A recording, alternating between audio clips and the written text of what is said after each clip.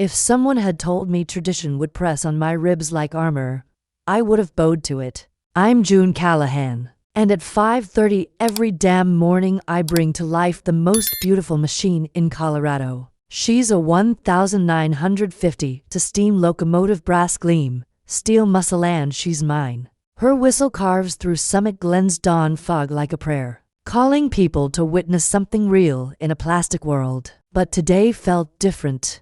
The letter from the city sat crumpled in my jacket pocket, something about new tourism regulations and safety inspections. I'd read it 3 times, each line tasting more bitter than the last. They wanted to shut down the Summit Glen Mountain Railroad, to send our historic route into a sanitized theme park ride. Not happening, I muttered, watching the pressure gauges.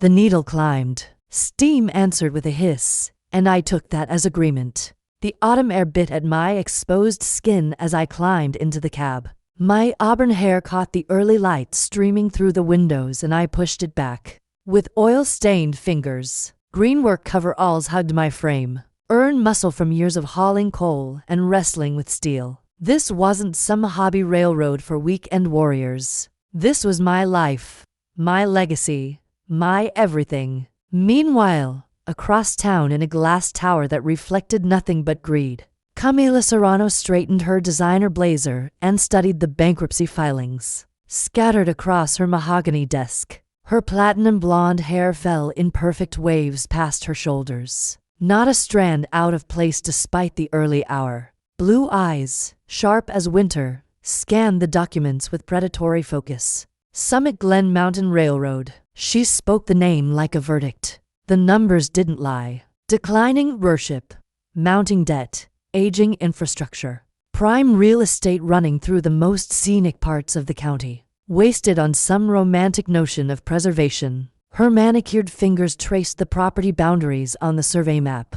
A luxury resort here would triple the land value instantly. Her travel agency needed this acquisition to survive, especially with Preston breathing down her neck about quarterly projections. Time to pay them a visit, she decided. That evening, we both drove down Railway Avenue toward home. Though neither of us knew we shared the same destination, I guided my pickup truck past Victorian houses that had weathered a century of Colorado seasons, their gingerbread trim and wraparound porches speaking to better times. Number 247 had been mine for 3 years, inherited from my grandmother along with her love of trains and stubborn independence.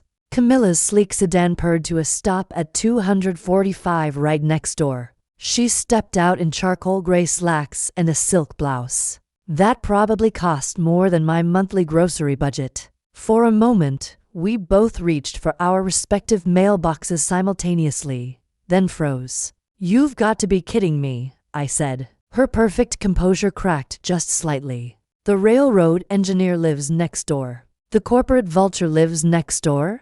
I shot back. We stared at each other across 3 feet of sidewalk that might as well have been a battlefield. She clutched her mail against her chest like armor while I let mine dangle from my fingers, like I couldn't care less about bills and junk offers. "This should be interesting," Camila said, her voice honey over steel. "Lady, you have no idea what you're up against."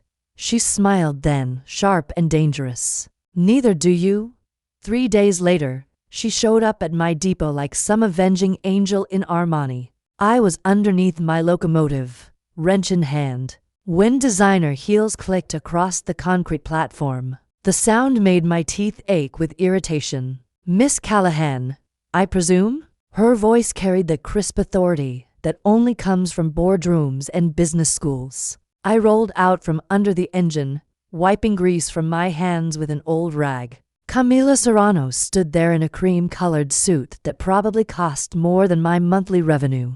Clipboard clutched against her chest like a shield. Her blonde hair caught the morning sunlight streaming through the depot's skylights, and those blue eyes surveyed my domain with calculating precision. "Inspector Serrano, I presume?" I stood up, deliberately towering over her 5'6" frame. "Come to condemn my life's work. I'm here to assess viability." She clicked her pen with surgical precision. "The city hired my agency to evaluate tourism potential. Tourism potential. I spat the words like they tasted rotten. You mean how fast you can gut this place and turn it into another plastic paradise for rich folks? Her jaw tightened almost imperceptibly. I mean determining whether this operation meets safety standards for public use. Safety standards. Heat rose in my chest like steam pressure building. Lady, this railroad has run accident-free for 70 years. My grandmother rode these tracks. My father maintained this engine, and I've been running her since I was old enough to reach the controls. Emotional attachment doesn't negate liability concerns. She scribbled something on her clipboard that I couldn't read upside down. When was your last boiler inspection? Last month. Passed with flying colors. Insurance coverage current and comprehensive. Environmental impact assessment. I hesitated for half a second and she pounced like a cat on a wounded mouse. Another note. Steam emissions, coal burning, potential groundwater contamination from maintenance fluids. This engine burns cleaner than half the cars in this county.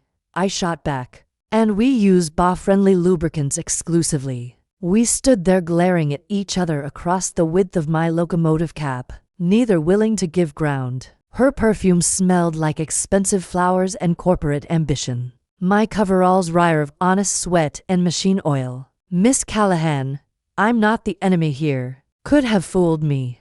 That evening, I was hauling groceries from my truck when I spotted her across our shared property line. Camila stood in her driveway, cell phone pressed to her ear, gesticulating with her free hand. Even from 20 feet away, I could hear the frustration in her voice. Preston, the numbers don't add up that way, she was saying. No, I can't just fabricate violations.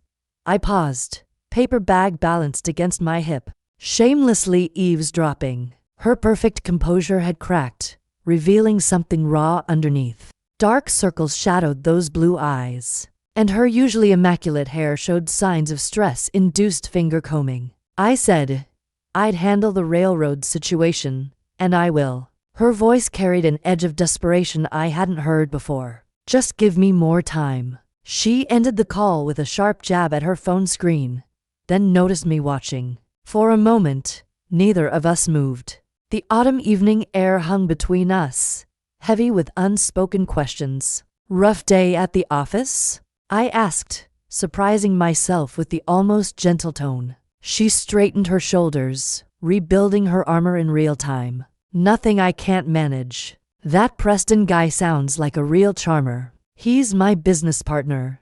The words came out clipped, defensive, and it's none of your concern. Fair enough. I shifted the grocery bag to my other hip. Just seemed like maybe you were fighting the same battle I am. Something flickered across her face, too quick to identify. What battle is that? Surviving in a world that wants to crush anything real. For just a moment, her mask slipped completely. I saw exhaustion there, and something that looked almost like loneliness. Then she blinked, and the corporate ice queen returned. Good evening, Miss Callahan. Night, neighbor. I watched her walk to her front door, heels clicking steadily on the brick pathway. Whatever war we were fighting, it had just gotten a lot more complicated. The games began the next morning. I scheduled my Steam releases to coincide precisely with Camilla's client meetings at the depot. When her sleek sedan pulled up with 3 investors, I opened the engine's throttle wide, sending thick white clouds billowing across the platform just as they stepped out. What the hell is this? I heard one of them shout through the hissing steam. Camilla's voice sliced through the noise. Cool and professional.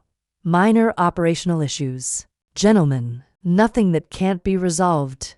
I grinned from my cab window, watching her shepherd the baffled investors through the artificial fog bank I'd engineered. Her cream blazer kept vanishing and reappearing like a ghost in the mist, and I caught brief flashes of her face set in determined fury. 2 hours later, she countered, while I was giving my regular scenic tour to a family from Oregon. Camila materialized at every overlook with her clipboard and bright orange safety cones, conducting what she called environmental assessments. At each stop, she swept her measuring devices through the air, spooking my passengers with worries about radiation or toxic fumes. Ma'am, Is it safe for the children? The anxious mother asked by our third stop. Perfectly safe, I assured her, shooting daggers at Camila through the passenger window. Just bureaucratic theater.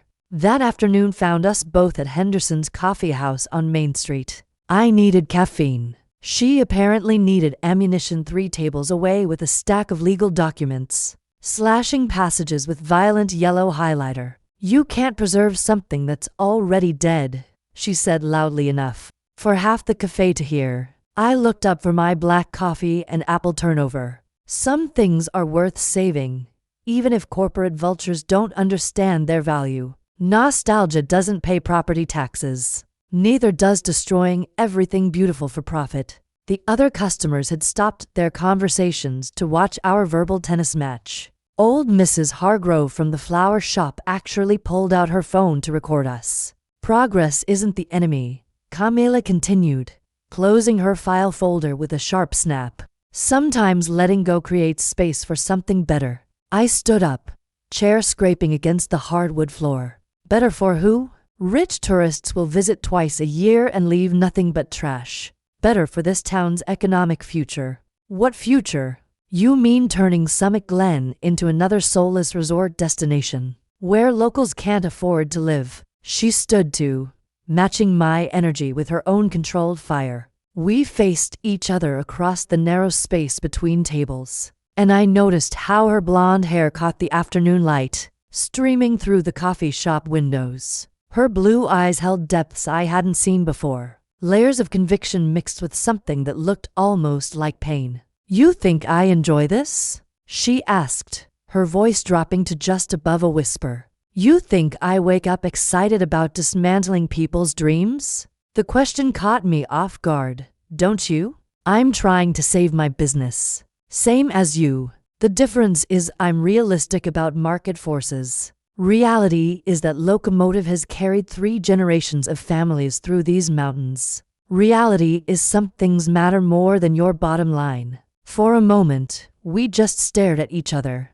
The cafe had gone quiet, except for the espresso machine's rhythmic hissing. I could smell her perfume now. Something floral and expensive that didn't belong in this working-class coffee shop. Your idealism is admirable, she said finally, and completely impractical. Your pragmatism is efficient and completely heartless. She gathered her papers with sharp, precise movements. At least we understand each other.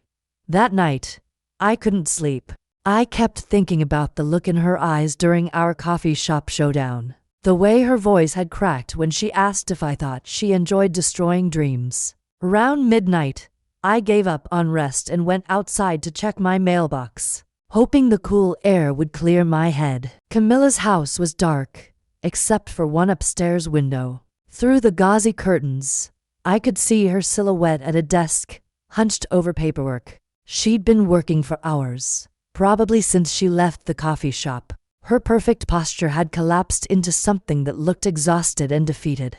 I stood there watching longer than I should have, studying the curve of her shoulders, the way she rubbed her temples when she thought nobody could see her. This wasn't the calculating corporate predator who'd invaded my depot. This was someone fighting her own battles with the same desperate intensity I recognized in myself. When she finally looked up and noticed me standing in my front yard, we locked eyes across the distance. Neither of us waved or acknowledged the moment. She just returned her paperwork and I went back inside, more confused than ever about who Camila Serrano really was underneath all that professional armor. The storm hit Summit Glen like a freight train, turning the October afternoon black as midnight. I was finishing my last scenic run of the day when the first lightning bolt cracked the sky open. Rain hammered against the locomotive's windows with the fury of nature unleashed, and I knew we weren't making it back to the depot anytime soon. Through the downpour, I spotted a figure running across the railroad yard, high heels splashing through puddles that were rapidly becoming lakes. Camila. She must have been caught inspecting the platform when the weather turned violent. Over here, I shouted from the cab door, waving her toward my engine. She hesitated for maybe 2 seconds before another lightning strike made the decision for her. Camila sprinted toward my locomotive, designer suit already soaked through. Clipboard clutched against her chest like it might offer protection from the elements. I hauled her up into the cab just as hail began pecking at the steel roof like angry bullets. She stood there dripping on my floor, blonde hair plastered to her skull, mascara creating dark tracks down her cheeks. The cream silk blouse clung to her frame, and I forced myself to look anywhere else. "Thank you," she said, slightly breathless. "Don't mention it." I handed her a clean shop rag from my toolbox. Storm came from nowhere. She dabbed at her face, trying to salvage what remained of her professional appearance. The confined space of the locomotive cab put us maybe 3 feet apart, close enough that I could smell her perfume mixed with rain and something uniquely her. "How long do these usually last?" she asked, peering out at the tempest through the rain street windows. "Hard to say. Could be minutes, could be hours." I checked the pressure gauges out of habit. "We're safe enough in here. This old girl has weathered worse storms than this." Thunder crashed directly overhead, making Camila flinch involuntarily. Without thinking, I steadied her with a hand on her shoulder. The contact sent an unexpected jolt through me, and I pulled away quickly. "Sorry," reflex. "It's fine." But her voice sounded different, softer somehow. We settled into an awkward silence, listening to the storm rage around us.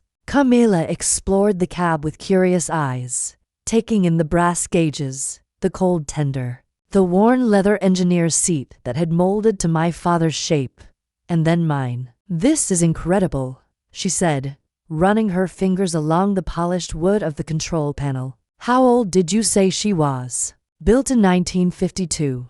My grandfather bought her from the Southern Pacific when they went diesel." Pride crept into my voice despite our circumstances. "She's been in my family ever since. Your grandfather was the original engineer. Him, then my father, now me. 3 generations of Callahan keeping her running." I adjusted a valve that didn't need adjusting just to keep my hands busy. "Guess that's why this whole situation hit so hard." Camila was quiet for a long moment, studying my face with those penetrating blue eyes. "My father lost his hotel to a corporate buyout when I was 16, she said suddenly. "Hostile takeover. They raised it 6 months later to build a parking garage. The admission hung between us like a bridge neither of us had expected to cross." I turned to face her fully, seeing something raw and unguarded in her expression. "Is that why you're in this business? Getting even? Getting ahead?" She corrected, but without her usual edge. "Making sure I'm never on the losing side of those deals again." Another thunderclap rattled the cab. This time, when Camila instinctively stepped closer, I didn't move away. We drifted toward the front windows, watching lightning freeze the mountains into stark black and white frames. "I see why you love it up here," she murmured. "It feels suspended between earth and sky. Most people miss that. They just see an old train going too slow." I used to ride with my father when I was little before the hotel swallowed his life. There was a wistfulness in her voice I'd never heard. "Cross-country trips on school breaks. He'd say, trains let you see America the way it was meant to be seen." The rain eased from fury to persistence. In the quiet that followed, I noticed the cadence of Camilla's breathing, the way damp curls framed her face, how the storm had peeled off her corporate armor to reveal someone softer, real. "Camila," I said, her first name unfamiliar on my tongue. She looked up, and suddenly the space between us crackled with something more dangerous than the lightning. Her lips parted, and I leaned in, tugged by forces I wasn't ready to name. Her phone shattered the moment, buzzing with an incoming call. Preston flashed on the screen. She stared for 2 rings, declined, and the spell broke. "The storm's passing," she said without meeting my eyes. "I should go." "Camila, wait." But she was already climbing down, heels striking the metal steps. By the time I reached the ground, she was halfway across the yard, striding for her car. I stood in the drizzle, watching her go, knowing something fundamental had shifted and not having the faintest idea what to do about it. For 2 days after the storm, Camila avoided the depot entirely. I glimpsed her slipping in and out of her house, moving with the mechanical precision of someone on autopilot. The vulnerable woman from my cab had vanished beneath layers of professionalism thicker than before. Then Preston Hale knocked on my door. He was exactly what I'd pictured from Camilla's phone calls, tall, impeccably dressed, with a smile that never touched his eyes. Silver hair swept back like a politician's, manicured hands that had never known a wrench or honest calluses. "Miss Callahan, I'm Preston Hale, Camilla's business partner." He offered a hand. I let it hang. "I think we should talk. I've got nothing to say to you.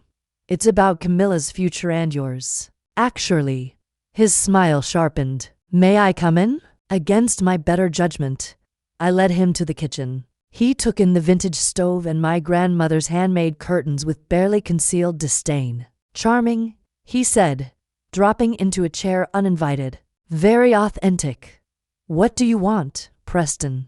"Camilla is getting married. To me. Next month." He delivered it like a body blow, eyes fixed on my face.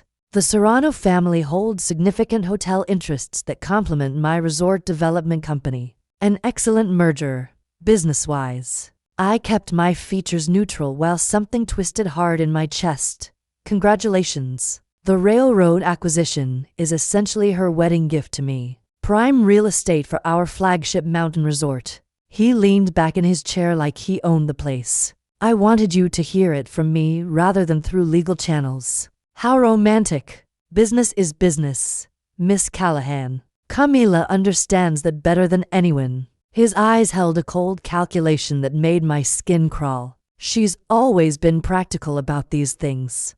After he left, I sat at my kitchen table staring at the wall for what felt like hours. The woman I'd held during the storm, who'd shared stories about riding trains with her father, was marrying that corporate snake for business advantages. Maybe I'd been wrong about who she really was underneath all that polish. That evening, I saw Camilla for the first time since our moment in the locomotive cab. She was in her front yard talking on her phone while pacing circles around a decorative fountain. Even from a distance, I could see the tension in her shoulders, the way she kept touching her throat like she couldn't breathe properly. When she noticed me watching from my porch, she ended her call abruptly and walked to the property line between our houses. "I suppose Preston told you about the engagement," she said without preamble. "He mentioned it." I kept my voice carefully neutral. "Congratulations." "Thank you." The words came out flat, lifeless. "When's the big day?" 3 weeks. She twisted something on her left hand and I noticed the engagement ring for the first time. Massive diamond, tasteless and expensive. "We're having the ceremony at the Summit Glen Grand.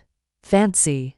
His choice. We stood there in the growing dusk, separated by a low hedge and what felt like miles of unspoken things. Camilla's usually perfect posture had wilted, and dark circles shadowed her eyes like she hadn't been sleeping. "Are you happy?" The question slipped out before I could stop it. She looked at me sharply, blue eyes flashing with something that might have been pain or anger. "Happiness is a luxury I can't afford." "That's not an answer. It's the only answer that matters." She wrapped her arms around herself despite the mild evening temperature. "Preston is offering stability, security, a future I can count on." "What about love?" The question hung between us like a challenge. Camilla's mask slipped for just a moment, and I saw the same vulnerability I'd glimpsed in my locomotive cab. "Love is a risk," she said quietly, "and I've learned to minimize risk." That sounds like a lonely way to live. Loneliness is temporary. Bankruptcy is forever. That night, I couldn't shake the image of Camilla standing in her yard looking defeated by her own choices. Round midnight, I gave up on sleep and took my locomotive out for an unauthorized run. The mountain route was peaceful under starlight. Just me and the steady rhythm of wheels on rails. I pushed the engine harder than usual, steam pressure building like the emotions I'd been trying to suppress. The locomotive responded with eager power, climbing the grade toward Sunset Point, where the track curved around the mountain's shoulder. At the highest point, I stopped and climbed out of the cab. The entire valley spread below, Summit Glen's lights twinkling like scattered diamonds. Somewhere down there, Camila was probably lying awake in her perfect house, planning a wedding to a man who saw her as a business acquisition. The irony wasn't lost on me. I was fighting to save something I loved while she was preparing to sacrifice something she might love for the security of something she didn't. Both of us trapped by circumstances neither of us had chosen. Both of us too stubborn to admit we might need each other. Steam hissed from the engine behind me, and I realized I was crying. For Camila, for myself, for all the things that got lost when fear made the decisions that should belong to the heart. 2 weeks before the wedding, Preston started showing up at Camilla's house every evening with contracts and architectural plans. I watched from my kitchen window as he spread blueprints across her dining room table, gesturing enthusiastically at what would become my railroad's grave. The resort plans were ambitious. Luxury cabins scattered through the forest, a spa where my engine house currently stood, recreational vehicle trails carved through the mountain passes. My locomotive had traveled for 70 years. He'd managed to turn my heritage into his profit margin with surgical precision. Camila sat beside him during these sessions, nodding at appropriate moments. But even from across the yard, I could see her checking her watch constantly. When he leaned in to point out features on the plans, she subtly shifted away from his touch. On Thursday evening, I'd had enough.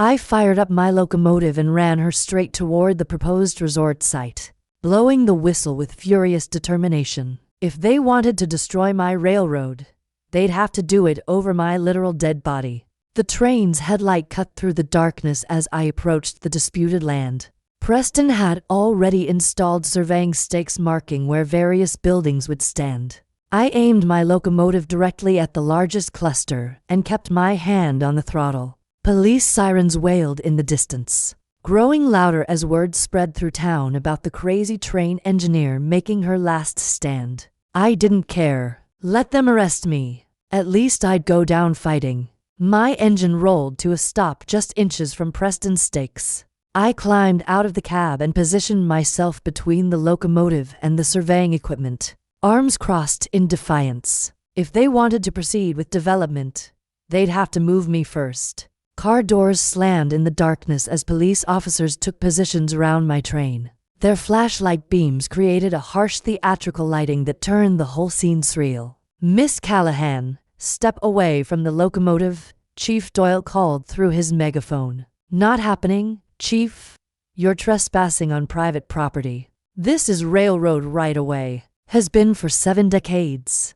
More cars arrived, their headlights joining the police spotlights to create a bizarre outdoor theater. I spotted Preston climbing out of his sedan, face twisted with rage. Behind him came Camila, moving with careful deliberation toward the circle of light surrounding my train. She walked past the police officers and Preston's shouted protests, stopping just close enough that I could see her face clearly. Her engagement ring caught the artificial light, throwing fractured rainbows across her fingers. "What are you doing, June? Making a point?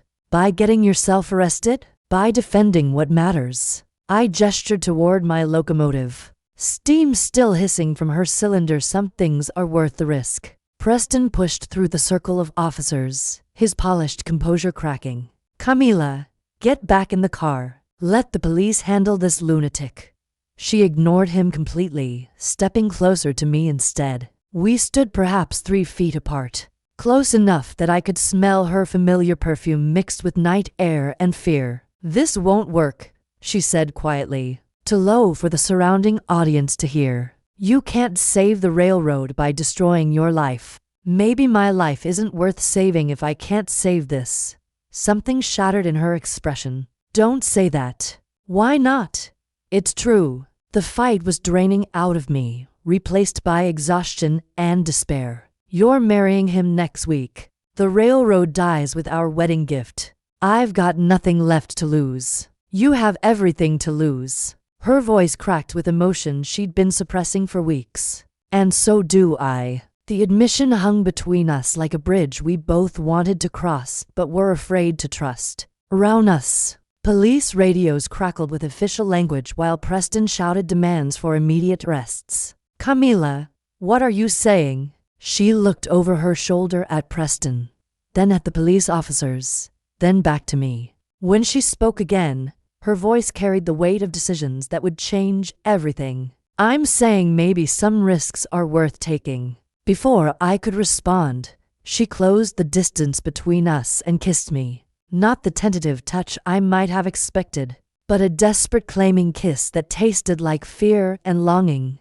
and the metallic edge of courage. Her hands fisted in my work shirt as she pressed against me, and I felt the tremor running through her entire body. The world around us dissolved into irrelevance. No police lights, no shouting Preston, no surveying stakes marking the death of dreams, just Camilla's mouth on mine, and the sudden certainty that everything I'd been fighting for was standing right here in my arms.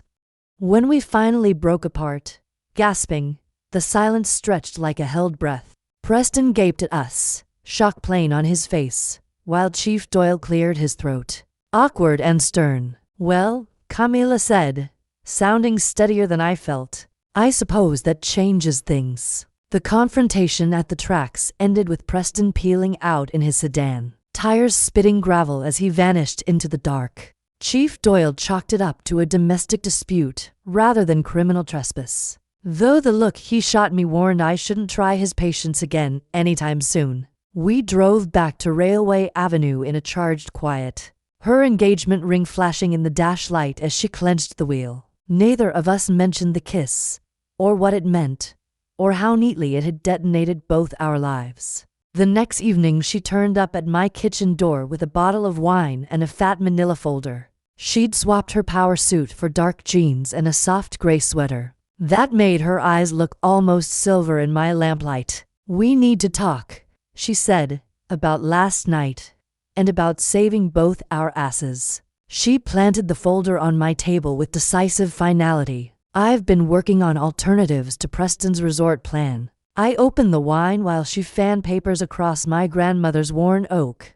Financial forecasts, tourism studies, railroad preservation grants I'd never even heard of. Neat blue notes filled the margins. "Heritage tourism," she explained, sliding into the chair beside me. "Instead of gutting your railroad, we make it the centerpiece of a historically accurate mountain experience. Restored depot, period-appropriate lodging, real regional food. You want to turn my train into a theme park. I want to turn your train into a profitable preservation project, one that satisfies my investors and keeps your locomotive running." She produced architectural sketches. Victorian-era buildings gathered around an expanded depot. "Look at these projections." The numbers impressed me reluctantly. More impressive was the way she sold the vision. Hands alive as she described visitors riding the line as it ran in its golden age. "You'd be chief engineer, of course. Full operational control, expanded routes, maybe even winter runs if demand's there." She paused, reading my face. "Well, I think Preston is going to hate this. Preston isn't my only concern anymore." The admission came out quietly, laden with implications neither of us was ready to examine fully. We worked until nearly midnight, refining details and calculating costs. Camila had clearly spent days researching every aspect of railroad preservation, from federal tax incentives to specialized insurance policies. Her dedication impressed me more than I wanted to admit. "Why are you doing this?" I asked as she gathered the papers into neat stacks. "Maybe I'm tired of destroying things." She capped her pen with deliberate precision. "Maybe it's time I tried building something instead." The next few nights followed the same pattern. Camila would arrive after dinner with new research, revised budgets, contacts she'd cultivated with preservation societies and tourism boards. We'd spread everything across my kitchen table and work by lamplight, occasionally brushing hands when reaching for the same document. The forced intimacy of collaboration was breaking down walls neither of us had intended to lower. I learned that Camila took her coffee black with 1 sugar, that she unconsciously tucked her hair behind her left ear when concentrating, that she'd majored in art history, before business practicality steered her toward hospitality management. She discovered I could cook more than railroad camp coffee, that I'd inherited my grandmother's recipe collection along with her house, that I played guitar badly but enthusiastically when I thought nobody was listening. On the fourth night, she fell asleep at my table sometime after 1 o'clock in the morning, head pillowed on her arms atop a stack of grant applications. I covered her with an old quilt and tried not to notice how peaceful she looked, with her professional armor finally lowered. When she woke around dawn, we were both suddenly aware of the domesticity of the moment. Camila in my kitchen, wearing my grandmother's quilt, morning light streaming through gingham curtains while coffee percolated on the ancient stove. I should go home, she said, but made no move to leave. Probably. I poured 2 cups of coffee, setting one beside her elbow. Preston will be looking for you soon. Preston can wait. She wrapped her hands around the warm mug, studying me over the rim. June, about the other night. Which part? You know which part. The kiss hung between us like unfinished business, impossible to ignore and too dangerous to fully acknowledge. Camila sat down her coffee and stood, moving to the window that overlooked both our houses. I haven't been sleeping well, she said without turning around. Wedding nerves? Guilt. She pressed her palms against the window's sill and wanting things I shouldn't want. I joined her at the window, close enough to feel the warmth radiating from her body. What do you want, Camila? She turned then, and I saw the same vulnerability that had surfaced during our storm in the locomotive cab. Her professional polish had worn thin after days of collaboration, revealing someone far more complex than the corporate predator I'd first encountered. I want to not feel dead inside when Preston touches me. The confession came out in a whisper. I want to stop pretending that security matters more than happiness. I want what? Instead of answering with words, she kissed me again, softer this time, exploratory rather than desperate, her hand sliding up to frame my face as she deepened the contact. I tasted coffee and courage on her lips, felt the tremor in her fingers as she traced the line of my jaw. When we broke apart, breathing hard, the morning light had strengthened enough to make our situation undeniably real. Camila Serrano, engaged to another man in less than a week, standing in my kitchen kissing me like her life depended on it. This is complicated, she said. Complicated doesn't begin to cover it. I should call off the wedding. Should you? Yes. But uncertainty flickered across her features. My family, the business contracts, Preston's investment in the hotel renovations. Those are all reasons to stay engaged. What are the reasons to leave? She looked at me for a long moment, blue eyes searching my face like she was memorizing details. One very compelling reason. This time, when she kissed me, I kissed her back with equal intensity, pulling her against me until there was no space left between us. Her body molded to mine with surprising familiarity, as if we'd been moving toward this moment since our first collision in the railroad yard. Monday morning arrived like a death sentence. 4 days until the wedding, and Camila hadn't returned to her house since our kiss in my kitchen. I spotted Preston's sedan parked outside her office downtown. Could practically feel his rage burning through the windows of the travel agency building. By noon, he was at my door again.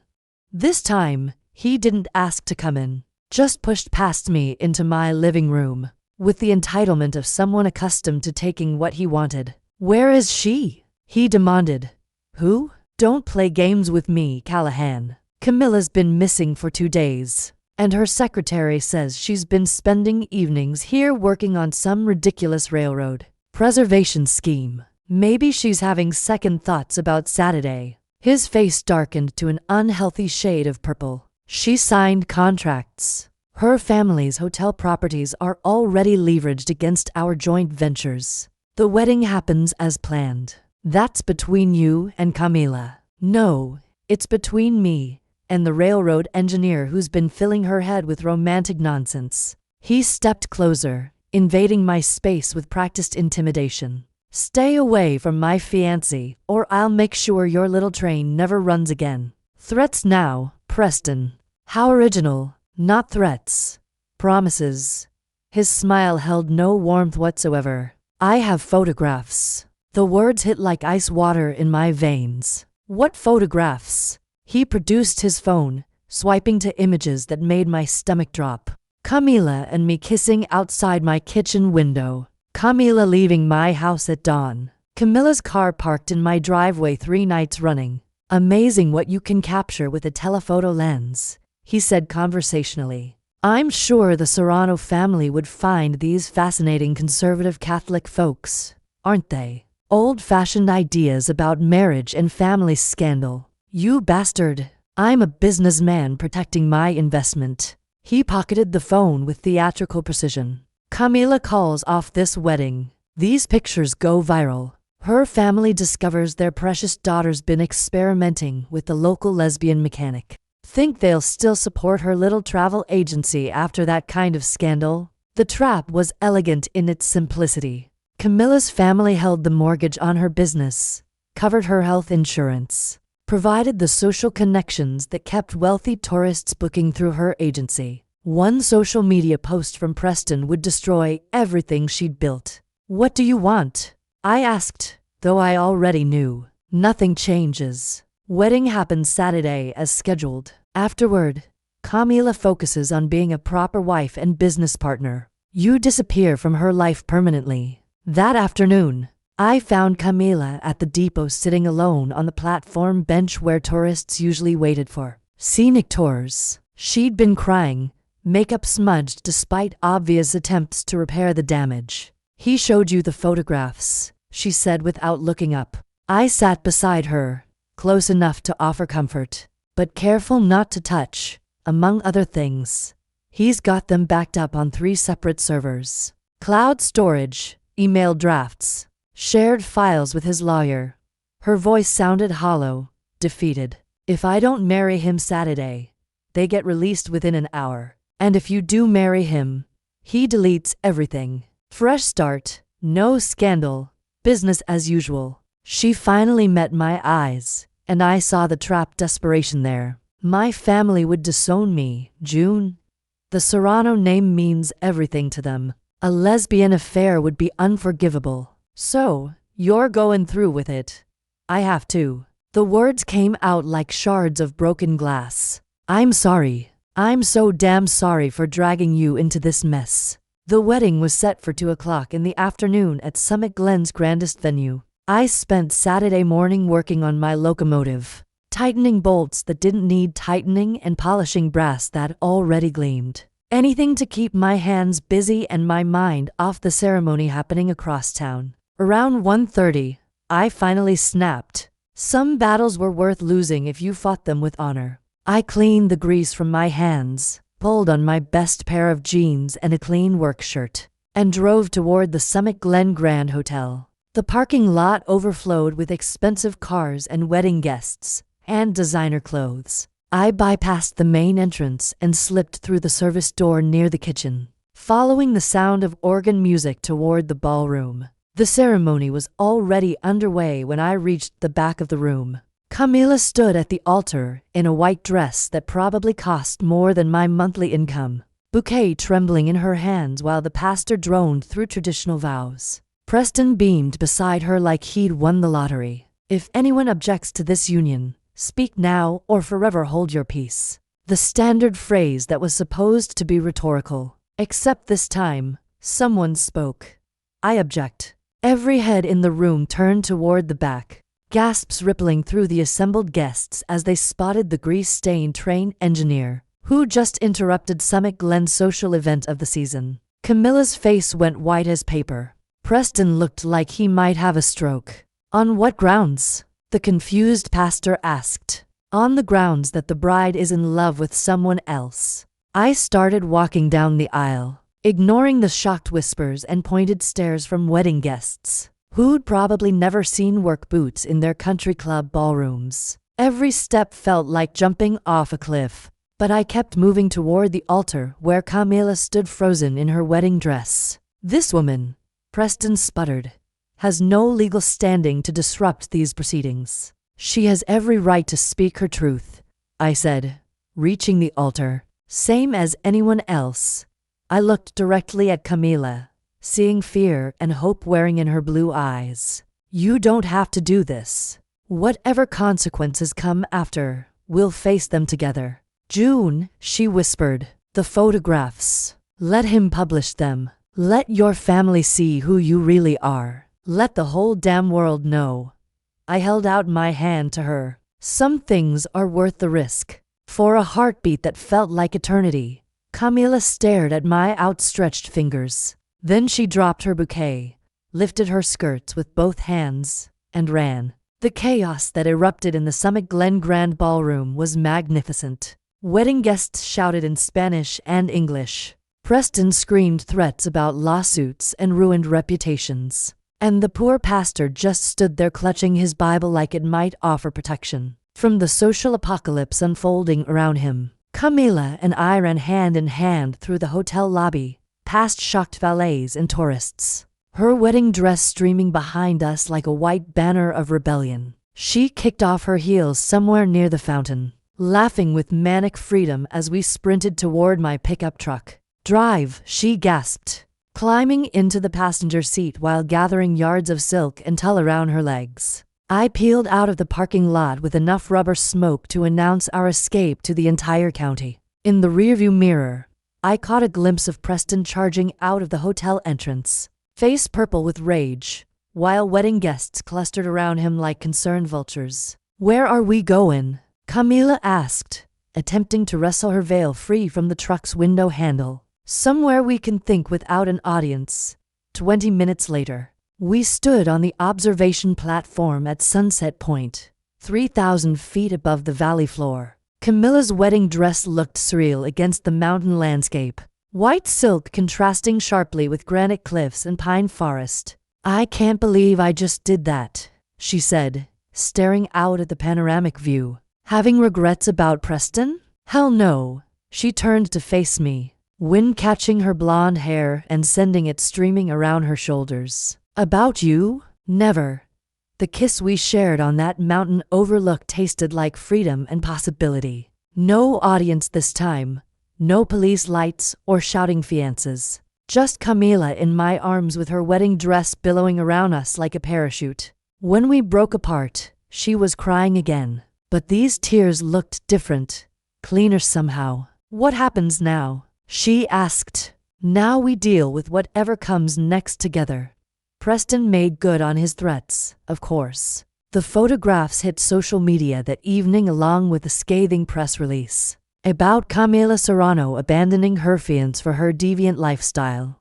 The story went viral by midnight, complete with hashtags about runaway brides and small-town scandals. But Camila had underestimated the people who truly mattered in her life. Her younger sister, Marisol, called within an hour of the photos going live, not to condemn, but to say she'd suspected Camila was gay since college, and wondered why it had taken so long for her to be honest about it. Her business partner, despite the family pressure, chose to support Camila's decision rather than lose the most competent travel agent in 3 counties. Even Chief Doyle stopped by my house to mention that the whole police department had been rooting for us since that night at the railroad tracks. The real miracle happened 6 months later when our joint heritage tourism proposal received approval from the State Historical Commission along with a substantial preservation grant. Camila's business expertise combined with my railroad knowledge had created something neither of us could have achieved alone. We celebrated the news in my locomotive cab champagne flutes, incongruous against the industrial setting as we toasted our professional partnership and personal future. You sure you're ready for this? I asked, adjusting the throttle for our commemorative evening run through the mountains. Living with a grease-covered train engineer isn't exactly glamorous. I'm sure I'm ready for this, she replied, settling beside me on the engineer's seat we'd modified to accommodate to people. Living without you isn't an option anymore. The locomotive pulled away from the depot with a triumphant whistle blast, steam billowing into the golden sunset as we climbed toward the mountains. Camila's hand found mine on the throttle, our fingers intertwining naturally as we guided the train through curves that had been traveled for 7 decades. At Sunset Point, we stopped and climbed out to watch the last light fade from the valley below. Summit Glen's lights twinkled like scattered stars. The same view I'd contemplated alone so many nights when the future seemed impossible. "I love you," Camila said, the words carrying clearly in the mountain air. "I love you, too." I pulled her closer, marveling at how perfectly she fit against my side. "Even if you did almost marry the corporate snake." Especially because I didn't. Later that night, in the bedroom we'd begun sharing after Camila sold her house and moved in with me, we made love with the slow intensity of people who'd nearly lost each other to fear and convention. Her skin was luminous in the lamplight, soft curves and gentle touches that spoke of trust rebuilt and futures chosen rather than accepted. Afterward, as Camila traced lazy patterns on my shoulder, I realized that saving the railroad had been about more than preserving family history. It had been about preserving the possibility that authentic things could survive in a world determined to replace everything real with profitable substitutes. "No regrets?" I asked, though I already knew the answer from the contentment in her breathing. "Only that we waited so long to be honest about what we wanted." Outside our window, the night whistle carried across the valley, a promise of journeys still ahead. In 6 months, we'd be running heritage tours,